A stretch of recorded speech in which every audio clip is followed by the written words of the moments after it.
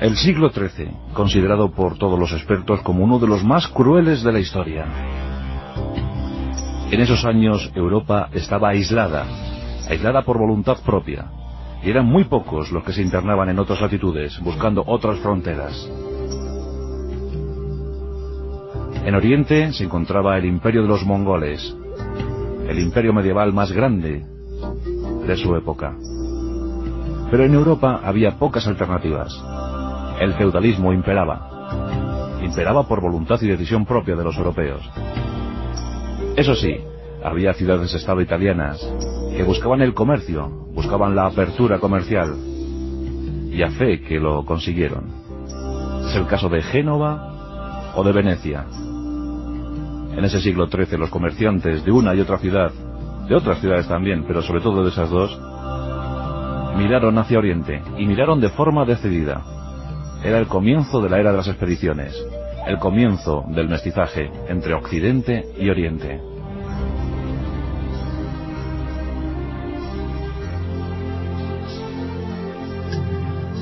Y es cierto que fueron los misioneros los primeros en abrir camino. Y es cierto que fueron los primeros en esas internadas. Pero también es cierto que los comerciantes les siguieron. Ese mundo pagano, ese inmenso mundo pagano por conquistar, ofrecía tantas posibilidades. Aquellas rutas comerciales habían sido muy florecientes siglos atrás. En tiempos del Imperio Romano el intercambio era constante. Pero quiso el Islam que esas rutas se interrumpieran, que esas rutas quedaran postergadas en el olvido. Comerciantes como los de la familia Polo serían los encargados de reabrirlas de nuevo. Y no en vano los caminos de Gengis Khan eran caminos fantásticos. Caminos y carreteras cubiertos por la arena, llanos, lisos, muy seguros, otros pavimentados para mejor tránsito de los carruajes. Todo estaba esperando para que llegara el comercio. Y ese comercio llegó en el siglo XIII. Bien entrado el siglo XIII. Dicen que en esos años los caminos de Gengis Khan, los caminos de sus sucesores, eran tan seguros que una doncella que portara una lágrima de oro podía transitar por ellos sola sin que nadie la importunara. Y las maravillas de Oriente estaban esperando. Pero vamos a empezar a centrar nuestra historia. Estamos en Venecia, estamos en el siglo XIII, a mediados aproximadamente, y nos fijamos en una familia, la familia Polo.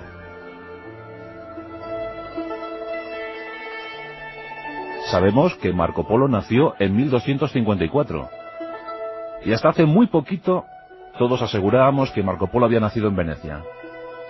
Pero las últimas investigaciones nos hacen pensar otra cosa. Sí que es cierto que sabemos que hay presencia de la familia Polo en Venecia desde el siglo XI. Ahí aparecen las primeras anotaciones comerciales. Ellos siempre fueron comerciantes y además buenos navegantes.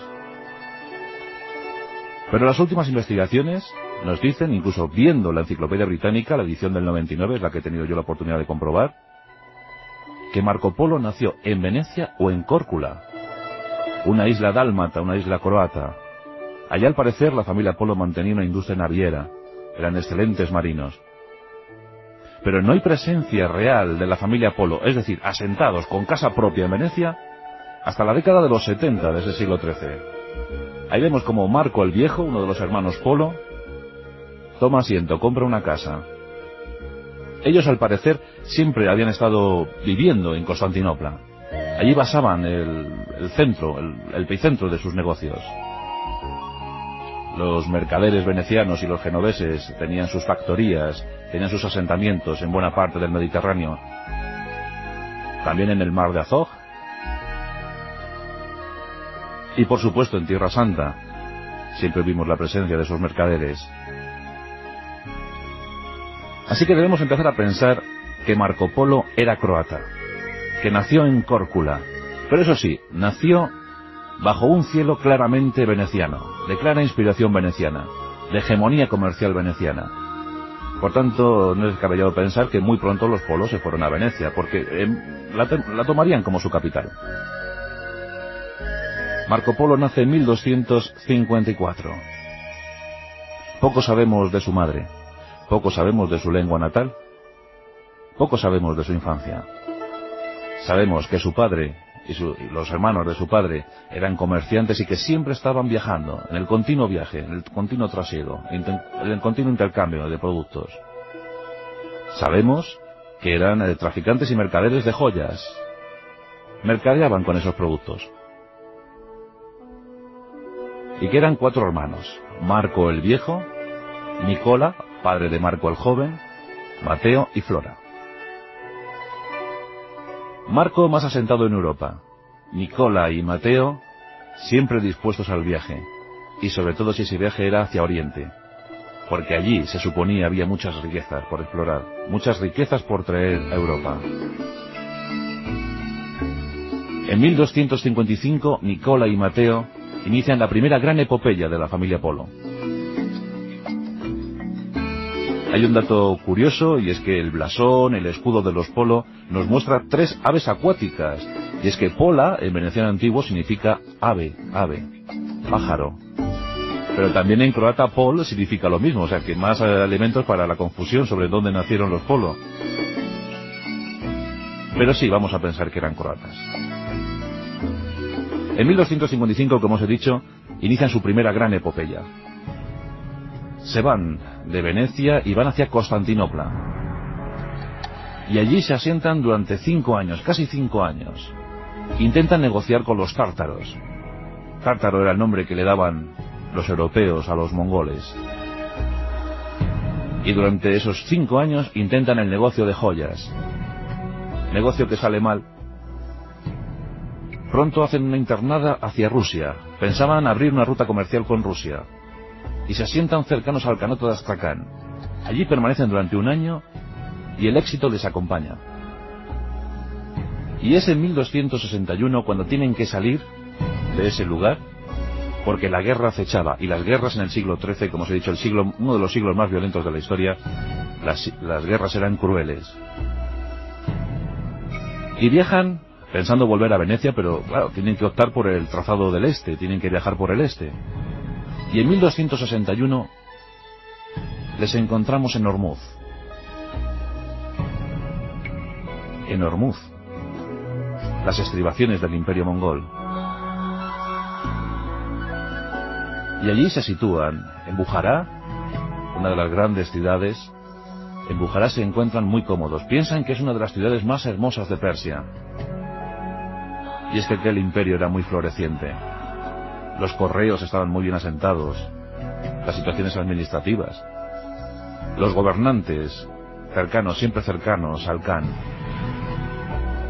En ese tiempo había llegado al poder Kublai. Kublai era hermano de Mangu. Mangu había fallecido.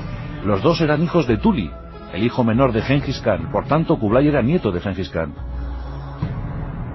Y mientras que los hermanos Polo se encuentran allí en Bujará, llega una expedición, una comitiva de los mongoles. Y esa caravana se dirige hacia Karakorum, la legendaria capital de los mongoles. Y los Polo se interesan por el viaje. Y los mongoles, sabedores que su Khan está ávido de conocimientos sobre la civilización europea, ofrecen a los Polo viajar con ellos. Les ofrecen una escolta segurísima. Es una comitiva imperial.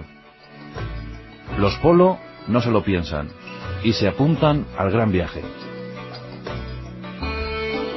Y así comienza un trasiego de meses y meses y meses, condicionados por la rigurosidad climática, pero también condicionados por los placeres orientales. Iban en la gran comitiva imperial, portaban productos para su Kublai Khan, y todas las ciudades que les recibían con honores y halagos. Los Polo, asombrados, miran todo lo que tienen que descubrir.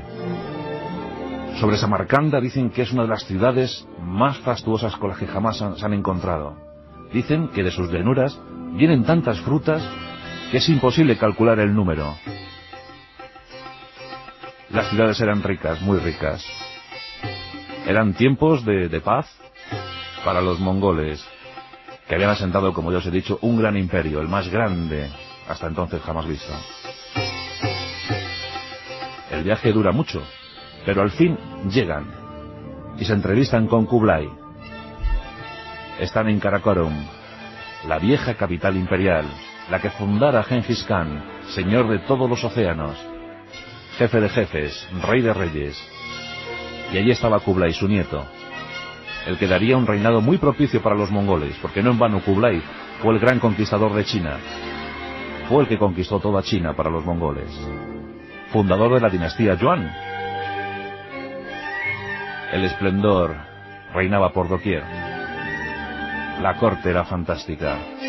Y los Polo enseguida ven las posibilidades de negocio. Los Polo habían aprendido a manejar las diferentes lenguas mongoles. Y Kublai habla con ellos entusiasmado. Les pregunta, les conmina a que vuelvan a su territorio y que le pidan al gran papa, entonces era Clemente IV, que envíe una comitiva compuesta por 100 sabios dominadores de las 7 artes. Kublai era consciente de lo que podía aportar culturalmente hablando Europa y quería enriquecer a su imperio. Los Polo acceden gustosos y emprenden el viaje de regreso, un viaje que duraría demasiado, casi 4 años. 4 años, pero con un pasaporte dado por Kublai Khan. Ese pasaporte era de tablillas de oro, unas tablillas de oro donde iba el sello imperial, y eso les facilitaba hospedaje y alimentación allá donde quisieran parar. Por eso dicen que el viaje se demoró tanto, lo pasaron tan bien. Pero al fin, en 1269, los Polo llegan a sus viejos territorios, y allí se encuentra Nicola sobre todo con una noticia. Lo primero, que su estado civil ha cambiado. Es viudo, su mujer ha muerto. Lo segundo, se encuentra con un hijo al que apenas había conocido. Y ese hijo tiene 15 años.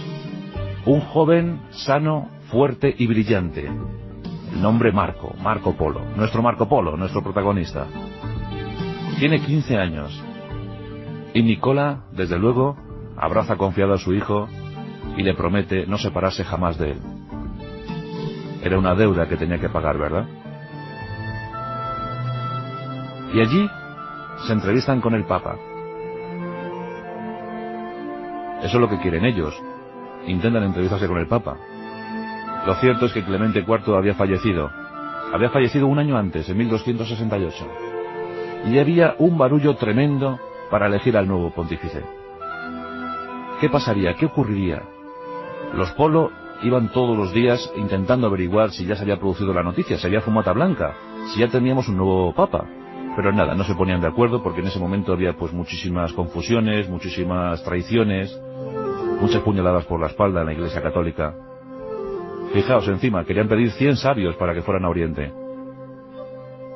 No puede ser.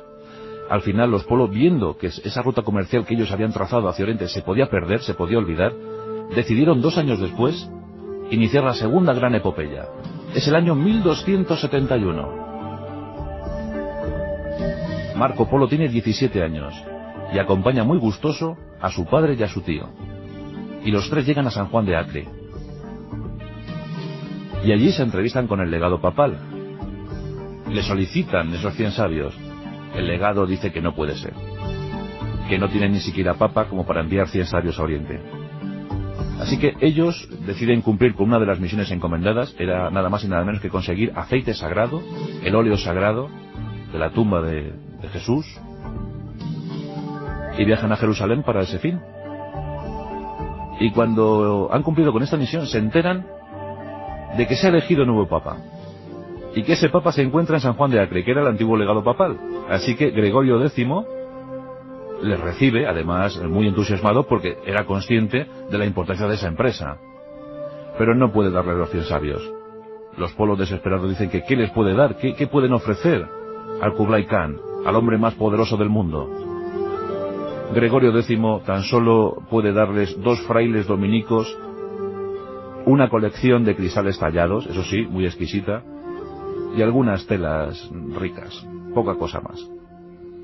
Bueno, los Polo cogen este asunto, cogen esta encomienda, este paquete, y dice, bueno, menos es nada, y se van con los 2 frailes. Pero rápidamente se topan con el poder del Islam, y los frailes temerosos, porque en aquellos tiempos los frailes eran muy temerosos, deciden volver. Sí, se vuelven y dicen, bueno, mira, Polo, vosotros podéis seguir, pero nosotros nos vamos a volver con el Papa, que seguramente haremos más falta allí. Así que los Polo, con la colección de cristales, lo único que pudieron conseguir para el gran Kublai Khan, inician su marcha hacia Oriente. Ahora sí, Kambaluk estaba esperando la nueva capital del imperio. Allí se había sentado definitivamente Kublai Khan, Kambaluk, la que posteriormente será conocida como Pekín. Allí estaba esperando Kublai. El viaje dura muchísimo, y lo sabemos por las descripciones que hizo de él Marco Polo en su libro de las maravillas del mundo. Y conocen Persia, y atraviesan Afganistán, y la India, y el Tíbet, y por fin, tras más de 3 años de viaje, porque entonces los viajes duraban muchísimo, llegan a la corte imperial establecida a unos kilómetros de Pekín. Allí se encuentra Kublai y todos quedan fascinados, pero sobre todo el joven Marco Polo. Marco Polo entonces ya dominaba 4 idiomas. Tenía conocimientos sobre persa, turco, chino y algunos dialectos de la zona tártara. Esto impresiona seriamente a Kublai Khan y pronto hacen migas. Tanto Nicola como Mateo se incorporan a la asesoría personal de Kublai. Serán asesores comerciales y militares. Pero Marco Polo tiene otro destino. Nada más y nada menos que ser embajador personal de Kublai Khan. Una especie de censor, una especie de vigía, de vigilante de las cosas que ocurrieron en el imperio. Como los ojos de Odín, pero en este caso los ojos de Kublai Khan.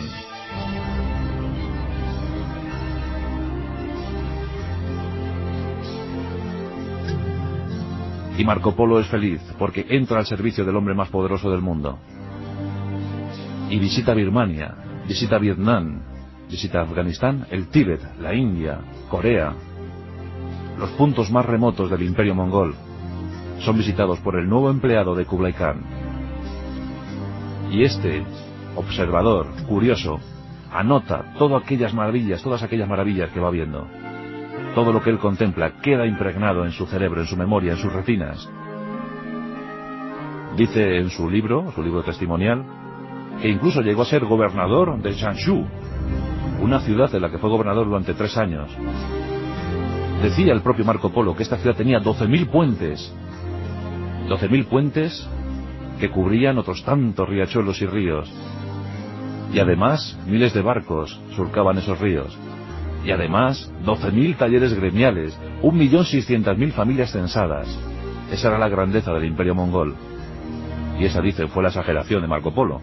Porque luego lo cierto es que viendo los anales de la ciudad, no hay constancia de que ahí estuviera un tal Marco Polo siendo gobernador. Pero fue una gran aventura, desde luego. Una aventura que se prolongó 17 años. Los Polo se querían ir. Ellos añoraban Venecia.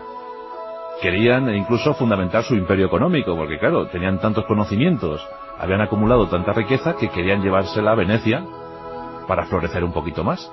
Sí, estaban cómodos con Kublai, pero este iba envejeciendo, es cierto. Había superado los 70 años, y eso era muchísimo para la época. Ellos también se habían creado muchos enemigos en la corte imperial. Tenían la protección de Kublai Khan, pero no tenían la amistad de muchos de la corte. La excusa fue perfecta. Murió la mujer de uno de los khanes del imperio. En un punto muy remoto, en Persia. La mujer, antes de morir, dejó en su testamento escrito que su sucesora, la que se casara con el Khan, debía ser de linaje mongol. El mensaje llegó a Kublai, y este decidió coger a una de sus hijas preciosas y preciadas, a su princesa, y enviarla hacia Persia. Una escolta de 600 de sus mejores hombres, una flota de 17 naves, y los Polo como adelantados. Era el momento para despedirse. Los 4 amigos se despidieron, se abrazaron, porque no en vano se había forjado una gran amistad. Kublai les despidió con cierto pesar, pero era el momento para la retirada. Una expedición muy azarosa, porque las tormentas, las vicisitudes, las circunstancias, los ataques, pero hicieron que aquella expedición, incluso al parecer, llegara hasta Madagascar, que surcara el Golfo Pérsico, pero al fin cumplieron con la misión. De los 600 de aquella comitiva, tan solo llegaron 18. Parece también la epopeya de Juan Sebastián Elcano, ¿verdad? Entregaron a la princesa, y ellos, ya libres de toda obligación, decidieron volver a Venecia. En 1294 había muerto Kublai Khan. Y en el 95 los Polo llegaron a Venecia. Llegaron para asombro de sus vecinos, unos vecinos que apenas les recordaban, unos familiares que ya les daban por muertos. No olvidemos que habían partido en 1271 y era 1295. Llegaban vestidos a la forma y manera tártara, hablando veneciano antiguo, sí, pero con unos acentos extrañísimos. Bueno, de todas formas, los Polo decidieron ofrecer una fiesta, un banquete pantagruélico. Comieron, bebieron y además embriagaron a los asistentes con miles de narraciones sobre todas las aventuras que habían vivido. Y una vez finalizada la fiesta, los Polo rasgaron sus vestiduras, nunca mejor dicho, sus raídas prendas tártaras, y de esas prendas dice la historia que cayeron un sinfín de piedras preciosas, diamantes, zafiros, rubíes, esmeraldas, y con eso pudieron empezar a montar su pequeño imperio comercial.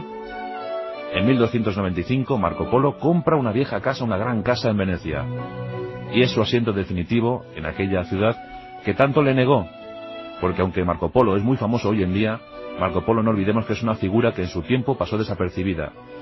Se empezó a reivindicar en el siglo XV y en el siglo XX desde luego, pero en su tiempo no. Afortunadamente nos iba a dejar un testimonio de todo lo que vivió, y eso fue a consecuencia de la guerra.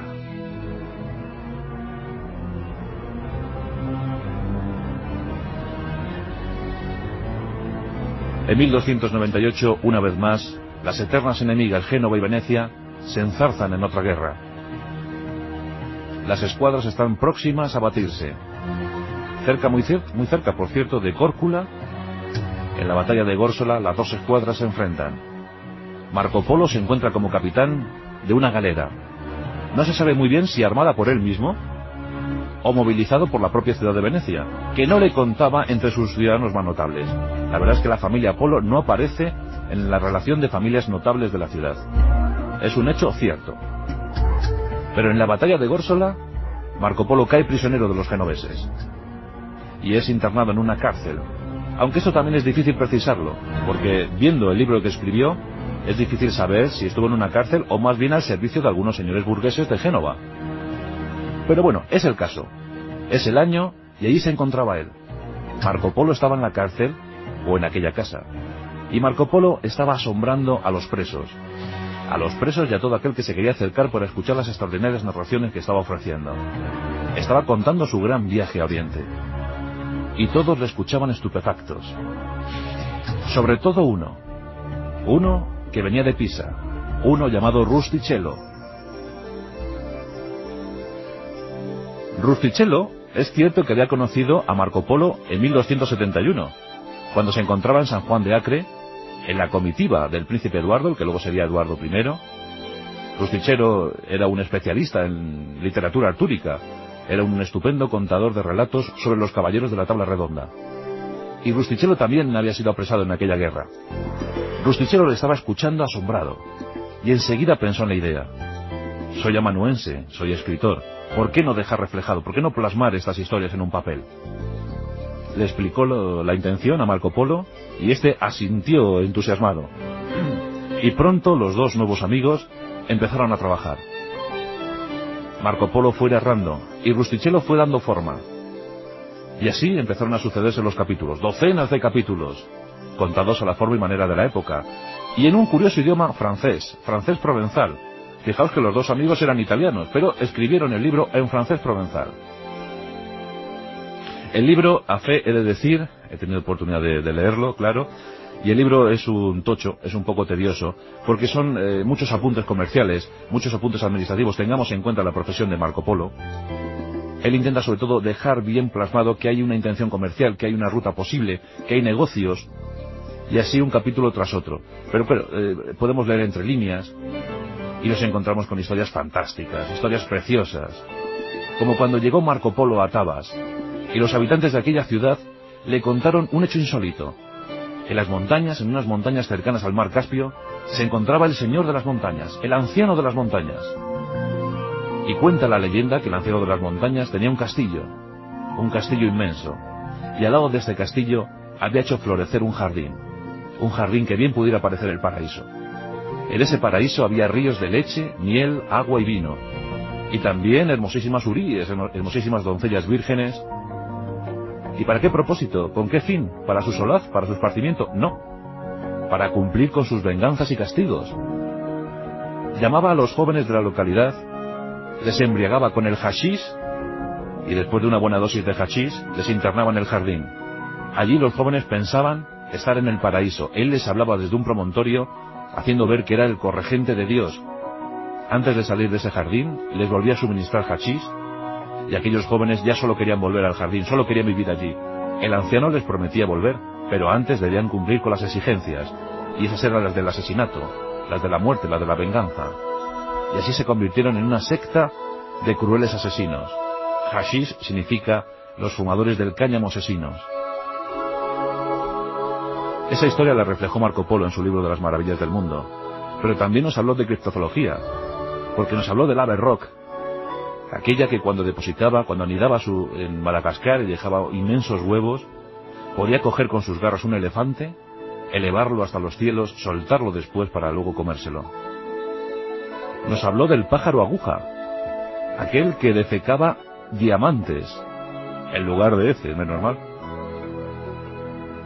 Habló de situaciones maravillosas, pero claro, nadie le creía. Nos contaba acerca de la corte imperial que el propio Kublai Khan tenía 12.000 trajes de tela preciosa, 12.000 trajes que regalaba a sus nobles. 156.000 de esos trajes también tenía con oro, con diamantes, con perlas, que tenía más de 100.000 caballos blancos, innumerables camellos de ese pelaje porque los mongoles pensaban que el blanco era el color de la buena suerte. Elefantes a cuyos lomos había cajas con riquezas inmensas, oro, plata, piedras preciosas, que tenía un palacio tan enorme que en la sala principal podían comer 60.000 personas a la vez. Claro, era demasiado para ciudades europeas con callejuelas muy estrechas, con hambruna y con desesperación.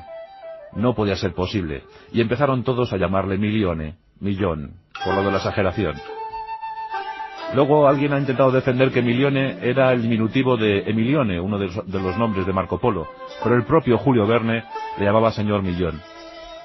Sí, puede ser que se mezclara la exageración, la fantasía, pero también es cierto que Marco Polo abrió una nueva ruta, una ruta intelectual incluso, que muchos quisieron seguir esas aventuras, que muchos fueron a Oriente buscando el haz dejado por Marco Polo. Rustichello terminó la obra, y la guerra también terminó. Marco Polo llegó a Venecia a tiempo para ver morir a su padre y años más tarde a su tío, y ya nunca más volvió a salir de Venecia. Siguió dirigiendo sus negocios, pero sin que la historia jamás se volviera a interesar por él, ni él por la historia, recordando sus aventuras al lado de Kublai Khan, recordando su trasiego por la corte oriental, por el imperio de los mongoles. Marco Polo se casó con Donata y tuvo 3 hijas, Veleclia, Fantina y Marieta. 3 hijas que no supieron seguir con el legado cultural y económico de Marco Polo.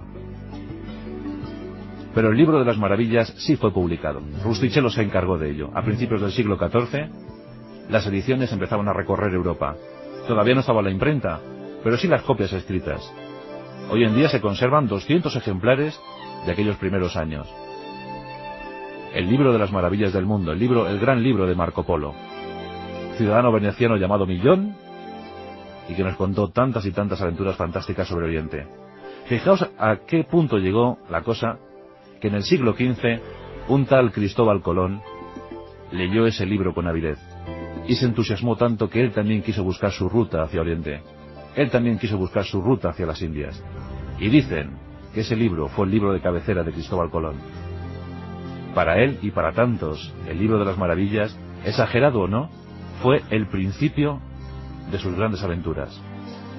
Por eso Marco Polo debe ser considerado como uno de los grandes humanistas, uno de los padres de la antropología. Así es.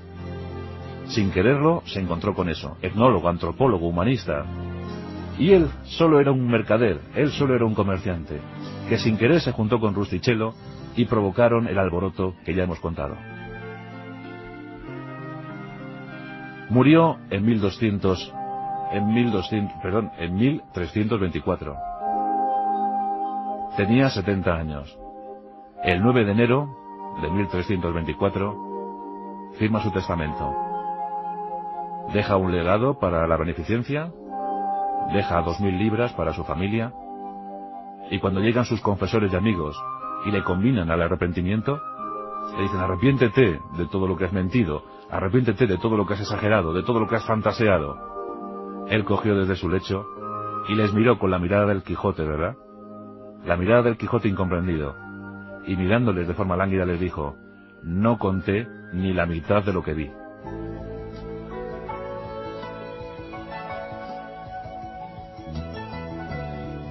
Y con él comenzó la pasión por el viaje, la pasión por las expediciones. El siglo XIV ya conocemos cómo fue, y el siglo XV que os voy a contar, de América y de tantas cosas. Hoy en nuestros pasajes de la historia hemos rendido homenaje a la figura del gran viajero, la figura de Marco Polo.